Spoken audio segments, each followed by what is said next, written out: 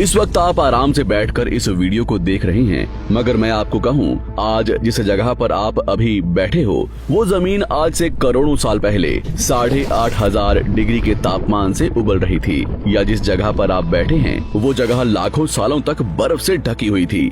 ये दोनों बातें सच हैं। इस 15 मिनट की वीडियो के अंदर आप पृथ्वी के 450 करोड़ साल के सफर को देखने वाले हैं। जिस जगह आज हमारा सौरमंडल है, वहाँ विभिन्न प्रकार की गैस और धूल के बादल हुआ करते थे। वैज्ञानिकों के मुताबिक इन धूल के बादलों से दूर एक तारा हुआ करता था। वक्त के साथ साथ उस तारे की ऊर्जा कम होने लगी, जिसके कारण उसके अंदर एक विशाल विस्फोट हुआ। विस्फोट की वजह से अंतरिक्ष की ये धूल एक दूसरे से दबने लगी। इस दौरान बादलों में स्थित धूल के कण दबाव और गर्मी के कारण बड़े उल्कापिंड और पत्थरों में परिवर्तित हो चुके थे, और इसी दबाव की वजह से इन बादलों में स्थित रेडियो एक्टिव पदार्थ ने ग्रेविटी का निर्माण किया। इस ग्रेविटी के कारण बीच में हाइड्रोजन और हीलियम इकट्ठा होने लगे। बीच के इस भयंकर दबाव के कारण एक विशाल विस्फोट हुआ, और इसी विस्फोट के कारण हमारे सूरज का जन्म हुआ। अंतरिक्ष में फैले एस्टेरॉयड यानी क्षुद्र ग्रहों में भारी वजन की वजह से सूरज के करीब आकर सूरज की परिक्रमा करने लगे। धीरे धीरे इन्हीं एस्टेरॉयड में भारी टकराव हुआ, जिसके फलस्वरूप मरकरी, विनस, अर्थ और मार्स जैसे ग्रहों का निर्माण हुआ। वैज्ञानिकों के मुताबिक उस वक्त पृथ्वी और मार्स यानी मंगल ग्रह के बीच थिया नामक ग्रह सूरज की परिक्रमा किया करता था। पृथ्वी पर ग्रेविटी होने की वजह से सूरज की परिक्रमा करने वाले एस्टेरॉयड अब पृथ्वी की परिक्रमा करने लगे, और धीरे धीरे करोड़ों सालों तक ये पृथ्वी पर गिरते रहे। और ऐसी घटना हमारे पड़ोसी ग्रह थिया पर भी हो रही थी, जिसके कारण थिया पृथ्वी के और करीब आने लगा और आकर पृथ्वी से टकराया। इस भयंकर टकराव की वजह से पृथ्वी के हिस्से कणों के रूप में अंतरिक्ष में फैल गए और एक रिंग्स की तरह पृथ्वी की परिक्रमा करने लगे। इन्हीं परिक्रमा करते हुए कणों में टकराव होने लगा, जिसके कारण हमारे चांद का निर्माण हुआ। उस वक्त पृथ्वी पर सिर्फ एक ही समुद्र हुआ करता था, और वो था 1900 डिग्री सेल्सियस की तापमान पर उबलते हुए लावे का। उबल रही थी वो सारी चीजें जिसे आज आप अलग अलग नाम से जानते हैं। वक्त के साथ साथ पृथ्वी धीरे धीरे ठंडी हो रही थी, जिसके कारण पृथ्वी के भारी तत्व जैसे धातु और रेडियो एक्टिव पदार्थ पृथ्वी के केंद्र में जाकर इकट्ठा हो गए, और हल्के पदार्थ पृथ्वी की सतह पर आ गए। लाखों सालों तक पृथ्वी पर उल्कापिंडों की बरसात हुई, और इन गिरते हुए उल्कापिंडों में जमा था नमक, मिनरल्स और पानी। करोड़ों सालों तक इन उल्कापिंडों की बरसात होती रही, और धीरे धीरे पृथ्वी की ऊपरी सतह पानी से ढकने लगी। वैज्ञानिकों के मुताबिक यही वो वक्त था जब दूर गहरे पानी के अंदर निकलते ज्वालामुखियों से पहली बार सूक्ष्म जीवों का निर्माण हुआ। लाखों सालों बाद एक वक्त ऐसा आया जब पृथ्वी की पूरी सतह पानी से ढक चुकी थी। हमारी पृथ्वी के सबसे अंदर का कोर रेडियो एक्टिव पदार्थ से बने होने की वजह से हरदम गर्म होता रहता है, लेकिन जब भी पृथ्वी की ऊपरी जमीन ठंडी हो जाती है, तब पृथ्वी के अंदर की गर्मी बाहर नहीं निकल पाती, जिसके कारण ज्वालामुखियों का निर्माण होता है। और उस वक्त कुछ ऐसा ही हुआ। पानी से ढकी हुई पृथ्वी पर हजारों की तादाद में ज्वालामुखी निकलने लगे, और आने वाले लाखों सालों तक इन ज्वालामुखियों का निकलना जारी रहा, जिससे पानी के ऊपर जमीन का निर्माण हो रहा था। इस वक्त भी पृथ्वी पर वातावरण न होने की वजह से अंतरिक्ष से उल्कापिंडों की बरसात हो रही थी। आज से लगभग 300 करोड़ साल पहले पृथ्वी पर ऐसा वक्त आया जब पृथ्वी का वातावरण लगभग स्थिर होने लगा था। ज्वालामुखी निकलने धीरे हो गए थे, और पृथ्वी का एक दिन 12 घंटे का हुआ करता था। साल बीतते गए, और धीरे धीरे ये सूक्ष्म जीव विकसित होते गए और समूह में रहने लगे।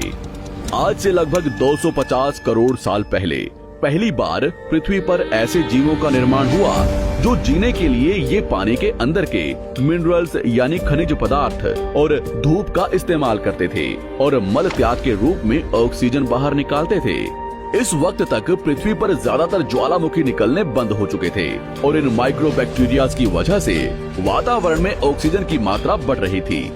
वातावरण में ऑक्सीजन बढ़ने की वजह से पृथ्वी का वायुमंडल बनना शुरू हुआ, और आने वाले हजारों सालों तक वातावरण में ऑक्सीजन की मात्रा बढ़ती रही, जिसकी वजह से पृथ्वी के ज्यादातर हिस्सों में ये सूक्ष्म जीव फैल गए। हजारों सालों बाद एक वक्त ऐसा आया जब पृथ्वी में ज्यादा ऑक्सीजन बढ़ने के कारण ये सूक्ष्म जीव मरने शुरू हो गए। उस वक्त तक पृथ्वी का वातावरण ठंडा होने के साथ साथ ऑक्सीजन से भी भर चुका था, जिसके कारण जमीन और वातावरण में स्थित आयरन यानी लोहे के मिनरल्स पानी में स्थित ऑक्सीजन से रिएक्ट होने लगे। और एक वक्त ऐसा आया जब पृथ्वी की जमीन आज के मार्स के जैसे लाल हो चुकी थी। वक्त बीतने के साथ साथ धरती की टेक्टोनिक प्लेट्स में दरार होने लगी, जिसके कारण पृथ्वी के अंदर का लावा जमीन की तरह कई लाखों सालों तक खुला उबलता रहा। और यही वो कारण था जिसके कारण पृथ्वी के वातावरण में कार्बन डाइऑक्साइड की मात्रा बहुत बढ़ गई और पृथ्वी पर एसिड की वर्षा शुरू हो गई। एसिड रेन की वजह से पृथ्वी का तापमान घटने लगा और तापमान इतना घटा कि पृथ्वी के ऊपर स्थित पानी बर्फ में परिवर्तित होने लगा। पृथ्वी पर पहली बार भयंकर आइस एज आया। इस वक्त पूरी पृथ्वी सफेद बर्फ से ढक चुकी थी। आमतौर पर जब धरती पर सूरज की किरणें गिरती हैं, तब जमीन उन किरणों को सोख लेती है, मगर क्योंकि पूरी पृथ्वी बर्फ से ढक चुकी थी और क्योंकि बर्फ सफेद और चमकीली होती है, जिसके कारण सूरज की किरणें धरती पर गिरने के बाद वापस चली जाती थी। इसी कारण से पृथ्वी कई लाखों सालों तक बर्फ से ढकी रही, मगर फिर से पृथ्वी के अंदर स्थित गर्मी ज्वालामुखी के रूप में निकलना शुरू हो गई और इन ज्वालामुखियों से निकलने वाली गर्मी ने बर्फ को पिघलाना शुरू कर दिया। इसी बीच पृथ्वी की गहराई में बचे कुछ सूक्ष्म जीव धीरे धीरे बदल रहे थे और अब वो ऑक्सीजन को अपने शरीर को बड़ा और जटिल बनाने के लिए इस्तेमाल करने लगे थे। इस बीच पानी में अलग से भी छोटे समुद्री पौधे निकलने शुरू हो चुके थे। बाहर जैसे जैसे ज्वालामुखी निकल रहे थे, वैसे वैसे वातावरण कार्बन डाइऑक्साइड की वजह से गर्म हो रहा था। वक्त के साथ साथ बर्फ तो पिघलने लगी, मगर धरती पर फिर से एसिड की वर्षा शुरू हो गई, जिसके कारण फिर पृथ्वी ठंडी होने लगी और फिर पृथ्वी की ज्यादातर सतह बर्फ से ढक गई। ऐसा बार बार कई हजारों सालों तक होता रहा और इसी कारण से अब समुद्री जीव धीरे धीरे वातावरण के हिसाब से विकसित हो रहे थे। इस बीच कई सारे जीव और समुद्री जंगल्स विलुप्त हो गए, मगर जो बच गए वो धीरे धीरे पृथ्वी के बदलते तापमान के हिसाब से ढलते गए और अब हजारों सालों बाद समुद्री पेड़ बर्फ की वजह से पूरी तरह से मरते या सूखते नहीं थे। अब सूक्ष्म जीव समुद्री जीव बन चुके थे। जब फिर से ज्वालामुखियों ने पृथ्वी की बर्फ को पिघलाना शुरू किया, तब ये समुद्री पेड़ जल्दी विकसित होकर फैल गए। धीरे धीरे वातावरण में ऑक्सीजन की मात्रा बढ़ने लगी और पृथ्वी पर होने वाली एसिड की वर्षा कम होने लगी। वातावरण में ऑक्सीजन आने की वजह से पृथ्वी की ओजोन लेयर्स मोटी होने लगी और आज से लगभग 47 करोड़ साल पहले पृथ्वी की ऊपरी सतह पर पहली बार मोसोस नामक प्लांट उगना शुरू हुआ। वक्त के साथ साथ जमीन पर अलग अलग प्रकार के पौधे और पेड़ उगना शुरू हुए। एक वक्त ऐसा आया जब जमीन के पेड़ों की लंबाई लगभग 80 से 100 फीट जितनी या आज के 5 से 6 मंजिला बिल्डिंग जितनी ऊंची हो चुकी थी। ये वो वक्त था जब समुद्री जानवर समुद्र से बाहर निकल रहे थे और जमीनी जानवरों में परिवर्तित हो रहे थे। धरती की ज्यादातर जमीन एक जगह इकट्ठी हो चुकी थी, जिसे आज हम पैंजिया महाद्वीप के नाम से जानते हैं। पृथ्वी का वातावरण और तापमान लगभग स्थिर हो चुका था और अब करीब 21 से 23 घंटे का दिन हुआ करता था। अब समुद्री जीव पानी से बाहर रहने लगे थे और वातावरण के हिसाब से उनके शरीर का रंग रूप बदल रहा था। धीरे धीरे ये जमीनी जानवर डायनासोर्स में परिवर्तित हो गए। जिन डायनासोर्स ने पेड़ पौधे खाने शुरू कर दिए, उनका शरीर लंबा और विशाल रूप से विकसित होने लगा। कुछ डायनासोर्स शिकार किया करते थे, जिसके कारण वे छोटे और तेज होते चले गए।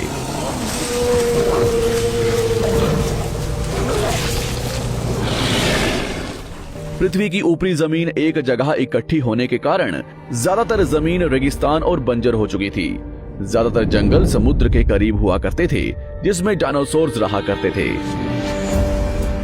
आज से लगभग 20 करोड़ साल पहले पैंजिया महाद्वीप टूटना शुरू हो गया।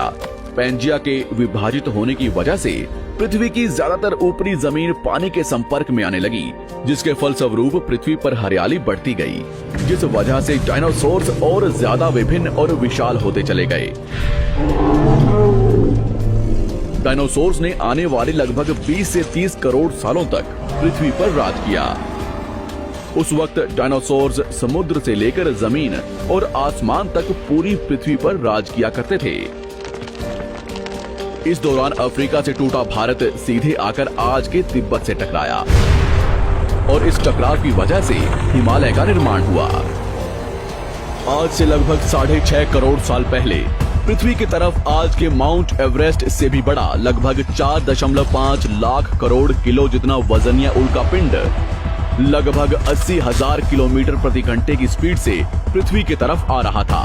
पृथ्वी की सतह को छूते ही उसमें भयंकर आग लगी और वो जलते हुए सीधा पृथ्वी से टकराया। इस टकराव से निकलने वाली ऊर्जा आज के 10 करोड़ परमाणु बम एक साथ फटने के बराबर थी। जहां ये उल्कापिंड गिरा वहां के जानवर और पेड़ तुरंत भाप बनकर जल गए।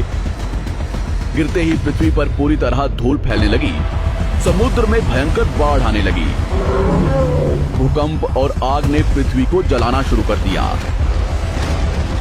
कुछ ही घंटों में पूरी पृथ्वी के वातावरण में हानिकारक गैस और धूल की वजह से पृथ्वी नर्क हो चुकी थी।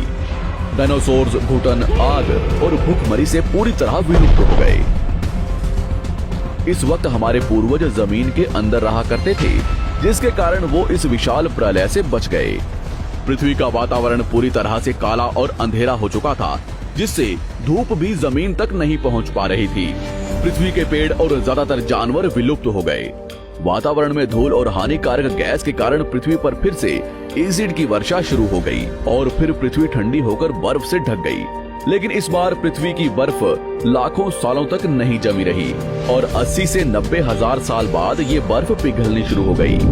जैसे ही धरती पर वातावरण फिर से पहले जैसा होने लगा, वैसे ही ये छोटे जीव जमीन से बाहर आना शुरू हो गए।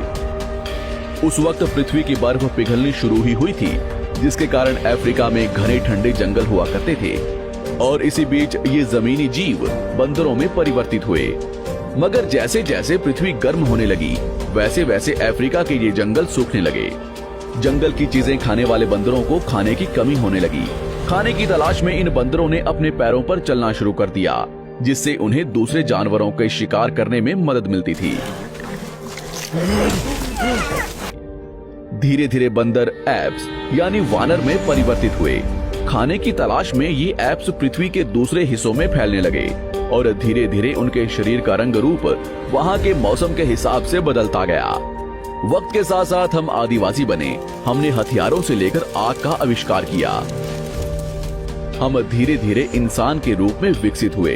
हमने धर्म से लेकर परिवार, भाषा और संस्कृति का निर्माण किया और वक्त के साथ साथ हम विकसित होते चले गए और आज हम इस पृथ्वी की सबसे विकसित प्रजाति बन चुके हैं। पृथ्वी को आज के जैसे बनने में लगभग 450 करोड़ साल का वक्त लगा है और हमें एक छोटे जमीन में रहने वाले जानवर से इंसान बनने में कई लाखों सालों का। मगर हमने इन 100 सालों में जितना पृथ्वी को गंदा और तबाह किया है, उतना आज तक किसी भी प्रजाति ने नहीं किया होगा। हम फिर से धरती को गर्म कर रहे हैं और कार्बन डाइऑक्साइड की मात्रा बढ़ा रहे हैं। वैज्ञानिकों का मानना है कि पृथ्वी पर फिर से विशाल परिवर्तन होने वाला है। भविष्य में पृथ्वी कैसी होगी, जानेंगे हमारी अगली वीडियो में।